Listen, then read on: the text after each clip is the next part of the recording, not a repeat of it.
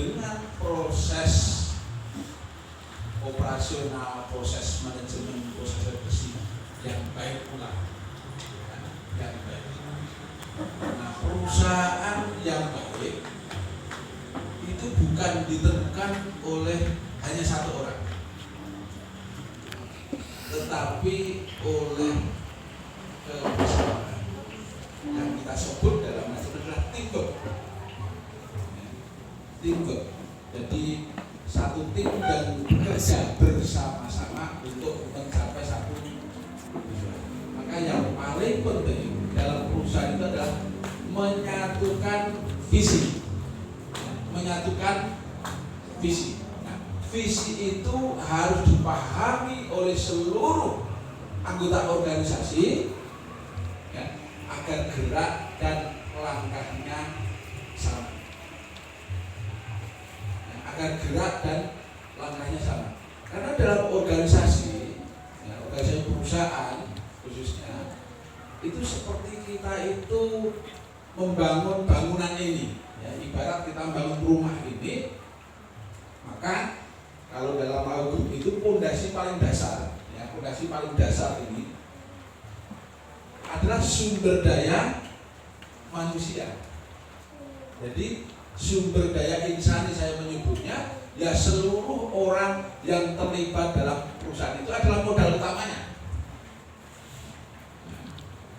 Setelah sumber daya manusia, baru resources yang lain, ya, sumber daya yang lain mulai dari capital, ya, kemudian infrastruktur dan sebagainya. Nah, sedangkan pilar-pilar ini, ya, kalau di Laugum itu ada keuangan, ada teknologi, ada operasional, kemudian ada marketing, itu pilar-pilarnya.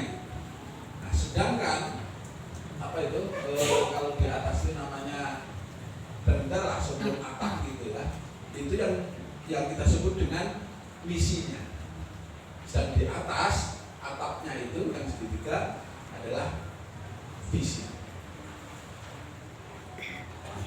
Kalau seluruh sumber daya manusia itu sama tujuannya adalah untuk mencapai visi yang sudah ditetapkan, maka seluruh operasionalnya, seluruh cara untuk mencapai satu visi itu adalah berjamaah. Saya bertanya kira-kira, sekarang di perusahaan ini ada berapa karyawan? Seluruhnya ada berapa? Benar? Ada 20. Ya. Orang mengangkat meja ini, ya. Meja ini diangkat oleh 20 orang. Katakan beratnya ini adalah 2 kintal. Mampu nggak 20 orang itu mengangkat secara bersama-sama 2 kintal ini? Sangat. Tapi ketika 20 orang itu ternyata yang serius ngangkat itu hanya 5 orang, mampu nggak? Nggak bisa ngangkat, karena ini adalah 2 kintal. Pasti berat, ya, karena bebannya masing-masing 50 kilo. Nah, yang bahaya itu ketika ada dalam tim itu ada yang ngangkat beneran, kemudian ada yang pura-pura ngangkat. Ya. Yang bahaya itu adalah yang ketok ngangkat tapi mengangkat. Ya. Kelihatannya mengangkat tapi malah gandul. Artinya apa? Artinya pentingnya dalam organisasi, dalam perusahaan itu dibangun core value, nilai-nilai utama yang harus ada pada setiap tim. Saya sering aja di Maugum itu core value-nya atau nilai-nilai utama itu hanya 3.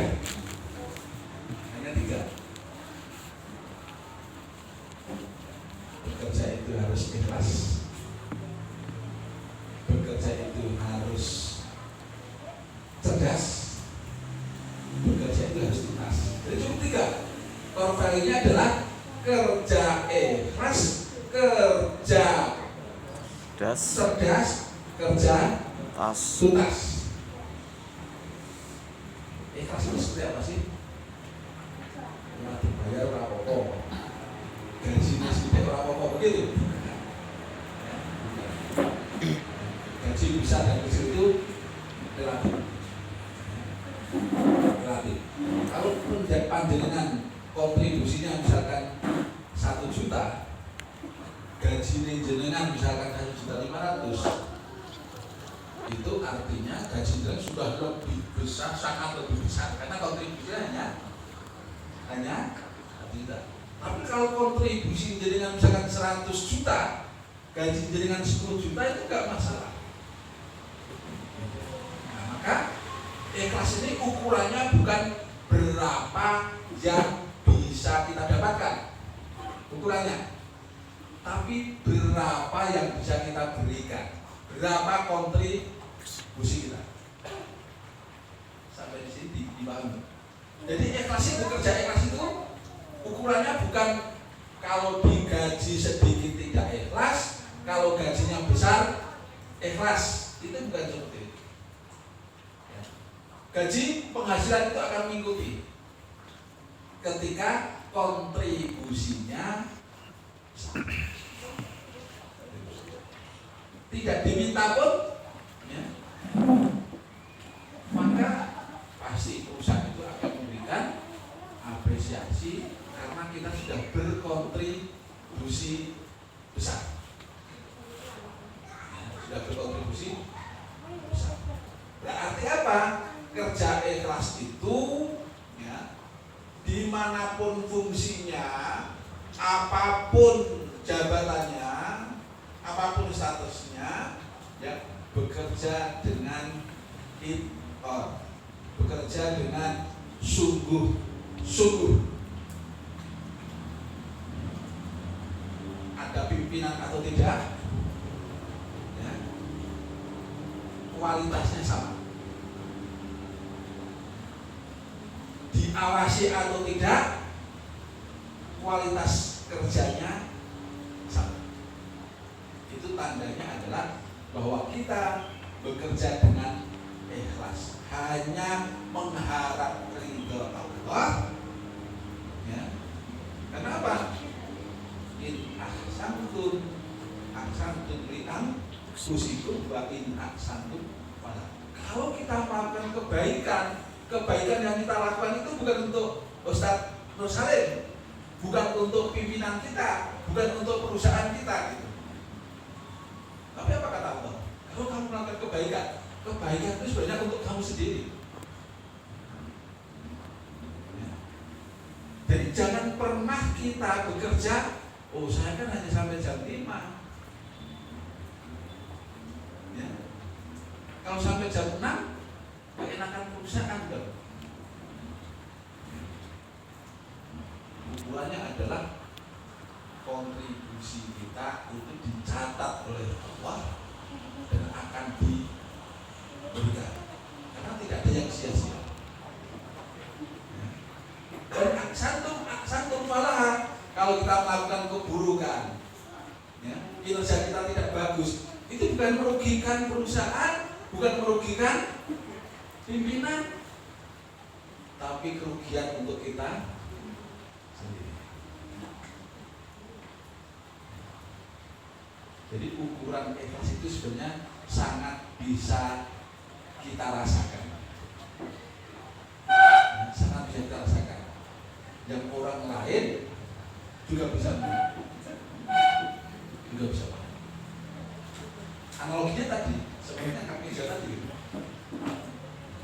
benar-benar dengan ikhlas Anda mengangkat beneran, atau karena sudah ada yang rosor-rosor, sudah ada tim yang mengangkat beneran, Anda cuma pegang yuk, jadi kelihatan sibuk, kelihatan apa, Anda sebut tapi cuma pegang saja.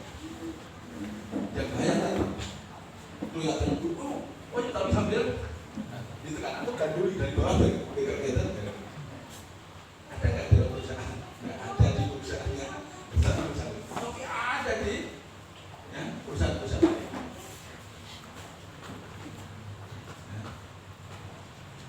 Famai yakmal misqala dzarratin khairan. Imani itu, yakini itu. Kalau kita melakukan kebaikan sekecil apapun, Allah pasti akan balas. Nek wong Jawa mbah-mbah kita dulu, wong nandur iki bakale mundur. Nek nandur kebencian, ya, panen kebencian. Nek nandur Allah, jangan berharap kebaikan. Nek nandur pari, berharap pasti panennya pari. Nandur suket kok berharap pari, mungkin enggak. Nah, oke, jadi poin pertama adalah untuk mencapai visi tujuan mulia perusahaan itu, maka yang pertama core value yang harus dibangun adalah bekerja itu adalah ibadah. Untuk bangun keikhlasan tadi ya, keikhlasan itu bahwa bekerja itu adalah ibadah. Allah berkontribusi pada perusahaan, berjihad untuk mencari nafkah kepada keluarga, itu ibadah. Ya, itu. Bahkan ya, seperti karyawan saya itu cacat. Anda bekerja melayani orang itu capek. Kalau niatnya bukan karena ibadah, mau untuk gaji tok, gaji untuk tentu bukan. Tapi kalau Anda niatkan memuliakan orang, membahagiakan orang, maka ada nilai yang bukan sekedar rupiah, tapi pahala di sisi Allah Subhanahu wa Ta'ala. Niatnya adalah membantu orang, membahagiakan orang, memuliakan. Yang kedua, kalau kalian yang dibangun untuk mencapai visi-visi besar, visi-visi mulia, itu bekerja tidak asal. Bekerja itu harus dengan ilmu, knowledge, pengetahuan.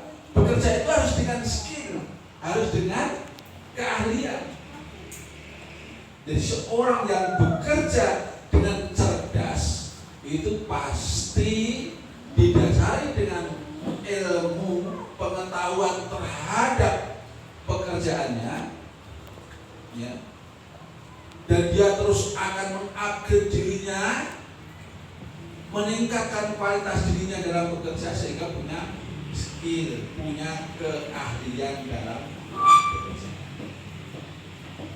Kita kalau lihat TikTok, ya, orang bekerja di China gitu, orang itu karena sudah ahlinya gitu, bekerja itu kita misalkan memakai tangannya begini, yang kecepatannya melebihi.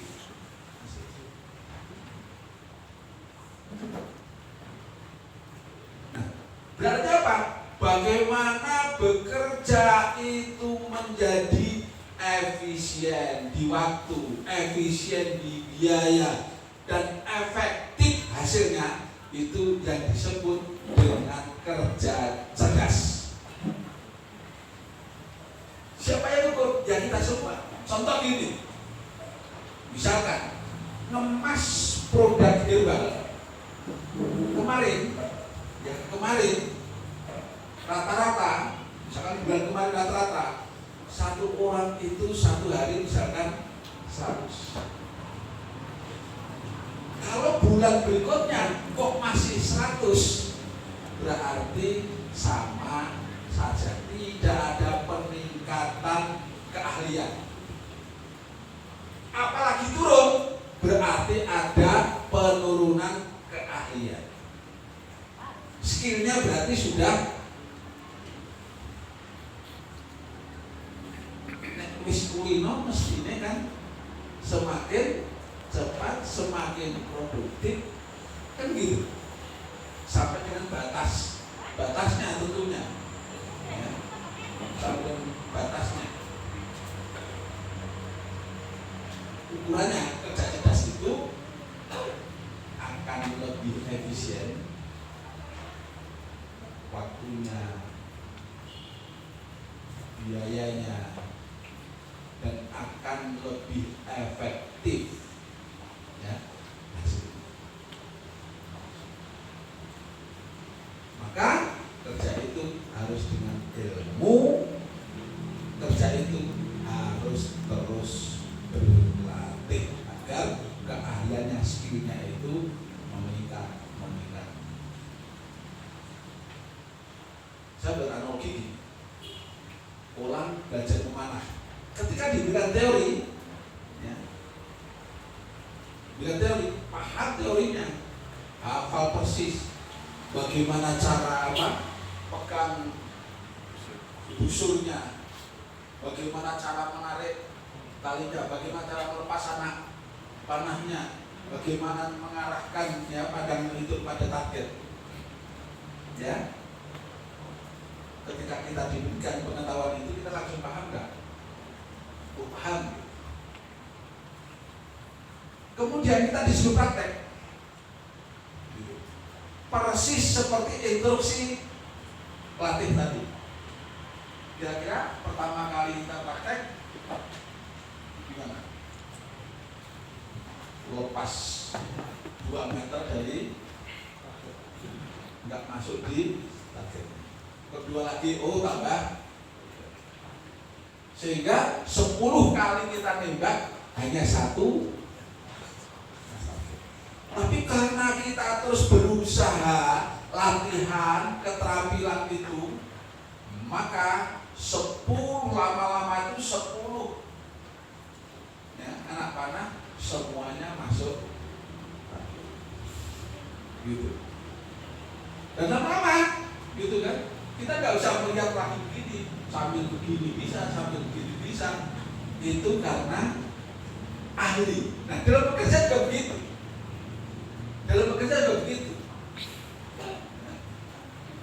Bagaimana kita dari waktu ke waktu itu terus meningkat keahlian. Jadilah kita itu pembelajar. Pembelajar itu terus menerus belajar, karena dunia ini terus akan berputar, teknologinya, sainsnya terus berputar, maka kita harus terus belajar untuk mengasah kualitas kita agar kita menjadi termasuk orang-orang yang bekerja dengan cerdas. Bisa dipahami poin yang kedua. Poin yang ketiga, bekerja itu harus tuntas. Apa bedanya? Cerdas dengan tuntas.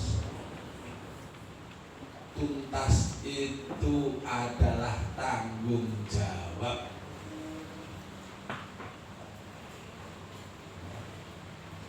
Tuntas itu adalah amanah.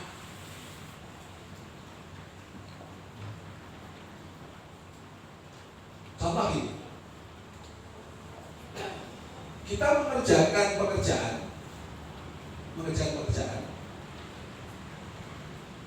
kemudian jam 5 waktu pulang.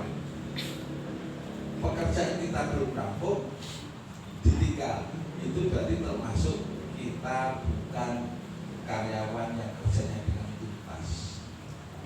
Karena meninggalkan pekerjaan, ya, tidak ada tanggung jawab bagaimana resiko yang terjadi dan sebagainya. Tapi kalau kita tanggung jawab, kita kerjanya itu dengan tuntas, ya, kita selesaikan dengan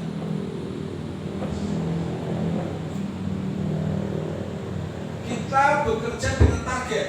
Bulan ini target harus tercapai misalkan 1 juta pieces misalkan, 1 juta box misalkan. Kok tidak tercapai, berarti kita termasuk tidak tuntas, tidak menyelesaikan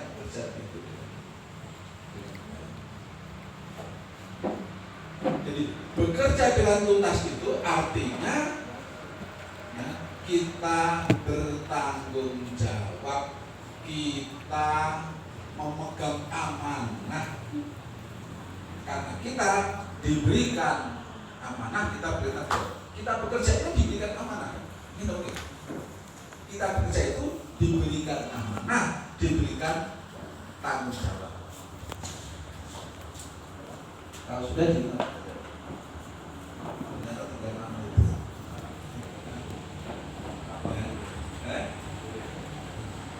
Kasih nanti. Kalau banyak nanti malah nggak tahu itu nggak ada di internet itu. Ya, itu saya sekalian. Ya. Kalau kita ingin mencapai visi misi yang mulia, maka sumber daya insaninya yang menjadi fondasi utama itu setidak-tidaknya ya, mempunyai nilai-nilai utama juga, mempunyai core value banyak, silahkan ya, dibangun core value ya, tidak harus 3 tadi, bisa 6, bisa 7, bisa 8 ya, bisa 9 dan sebagainya. Misalkan kalau BUMN itu core value-nya akhlak, amanah, kerjasama, kemudian hanya apa bisa tapi core value yang harus dibangun. Core value yang harus dibangun. Nah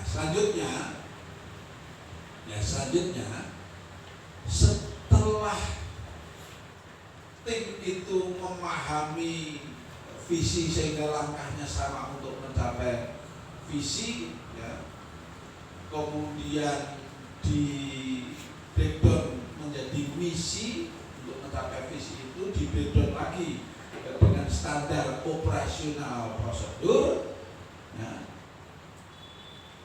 dengan core value, dibalut dengan core value. Kita kalau dilanjut itu buat agenda sesuai dengan perkembangan.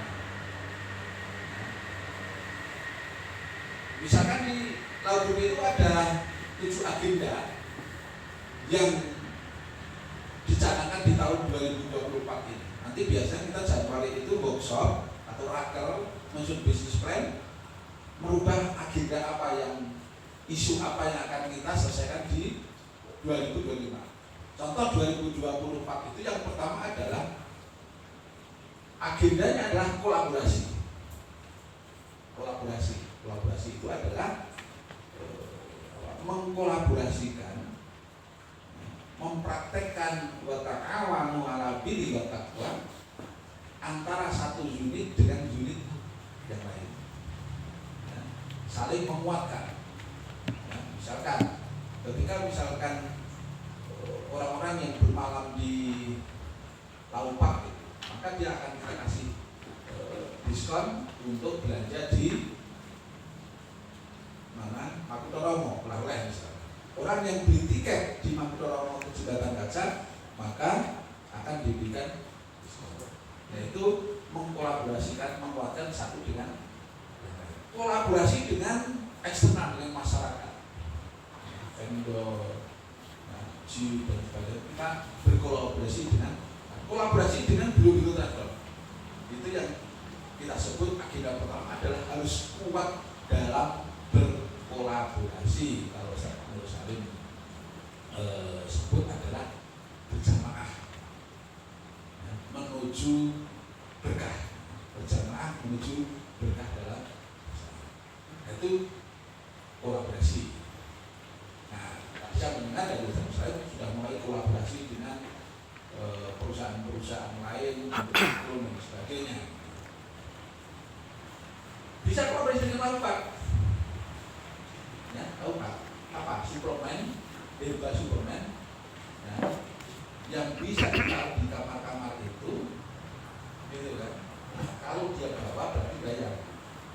Nah, sekarang udah kasih teh kanja, produknya santri juga, perusahaan desa kita bimbing untuk buat teh yang kita jual premium gitu. Nah itu kita bisa kolaborasi untuk membuat produk suplemen pasutri misalnya, madu apa,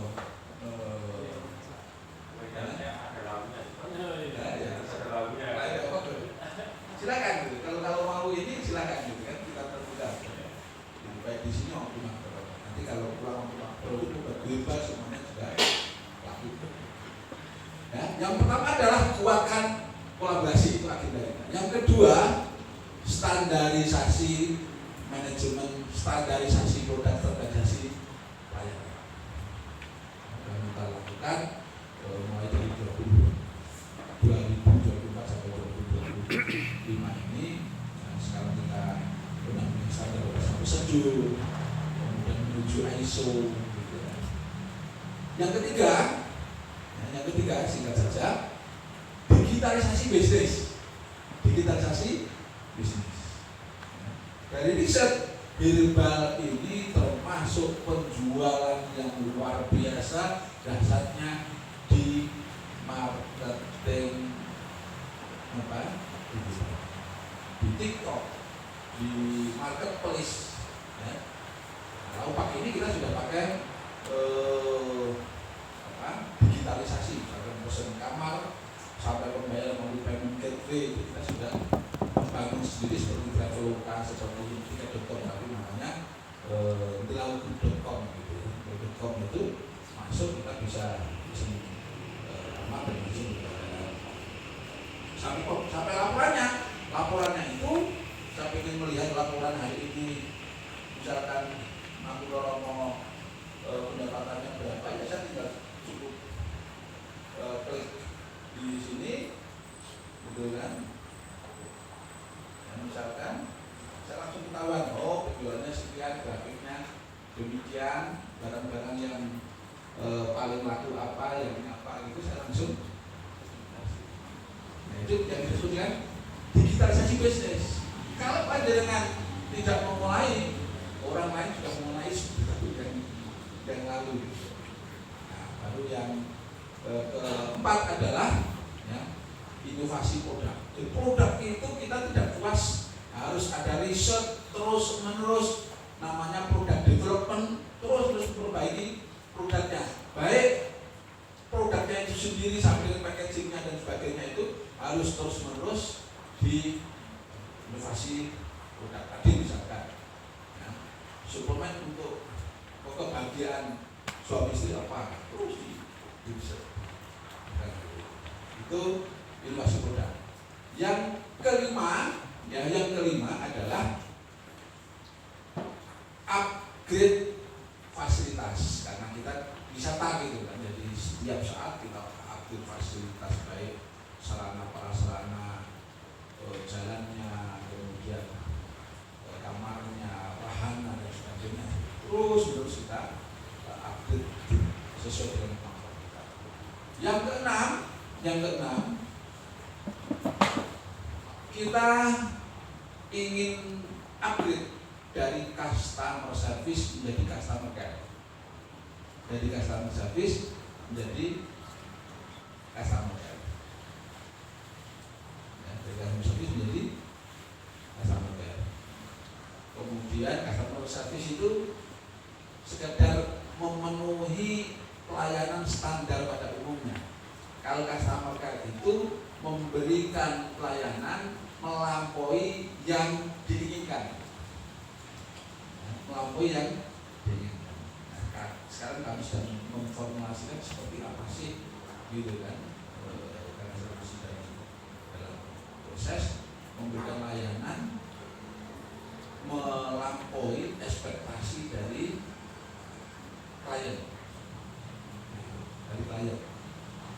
Dan yang terakhir adalah ya, rebranding. Dulu itu Laupak itu dikenal ya Laupak, Sakura dengan Sakura, Wonder jembatan lagi. Sekarang yang kita rebranding Delau. Sehingga ini lagu baru, sehingga apa? Biru travel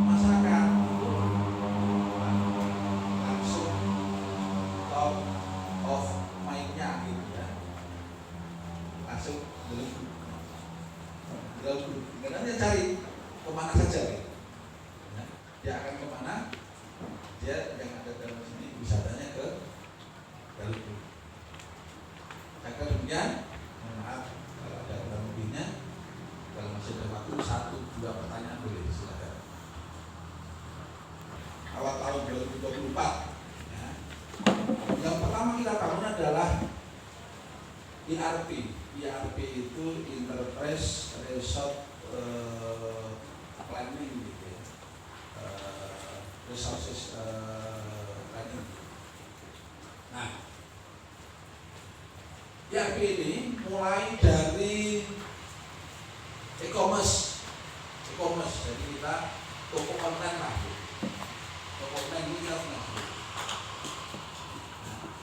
Dari toko online, e-commerce, kemudian ke laporan keuangan, POS, CCKC, sampai ke laporan laba rugi, sampai dengan neraca, sampai dengan dashboard. Itu kita bangunnya kurang lebih sekitar 6 bulan. Nah, sekarang kita sedang pendampingan dengan konsultan untuk ISO, dan yang kedua adalah marketing communication. Marketing communication. Setiap unit itu ada satu marketing communication. Setiap unit.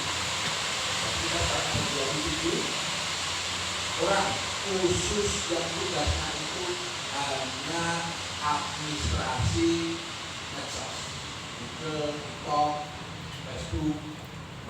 Itu setiap unit.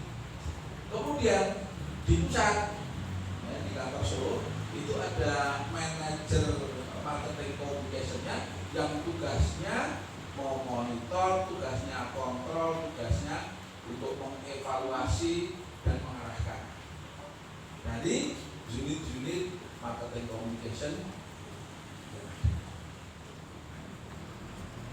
Ya, itu untuk marketing communication. Nah, kita belum sampai ke misalkan penjualan online melalui marketplace yang lain ya, Shopee dan banyak, masih mengandalkan sistem kita sendiri. Traveloka kita belum pakai, tiket.com juga belum, tapi sudah bisa untuk tadi cerita dengan Ustaz Salim, Mas Dwi Sartono itu produknya apa? Produknya namanya apa? Naturafit ya, Naturafit. Itu ada tim penjualan online di TikTok gitu. TikTok itu satu akun saja itu ada yang sampai 1,5 M per. Itu hanya melalui TikTok. Jadi kalau sekarang sebenarnya cukuplah kita misalkan hire, kalau tidak bisa bangun sendiri gitu kan, konsultan 3 bulan pendampingan, saya kira itu sudah cukup. Karena kalau semua kita pikir sendiri sudah sangat gitu ya Mas ya. Terima kasih.